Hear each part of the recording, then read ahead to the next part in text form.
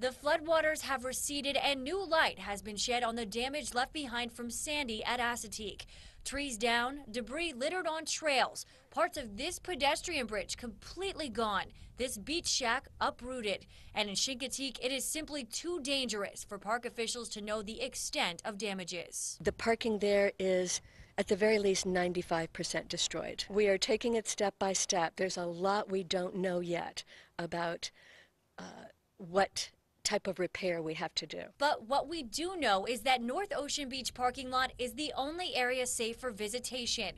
Over in the south parking lot, sand is everywhere. Just to give you an idea of how much sand I am standing on in the South Ocean Beach parking lot, this fence down here would normally be up to here on me. Park officials gave us a tour of the damage, but say this is natural and the island is always changing. The horses and other animals, especially the horses, have been here for 300 years.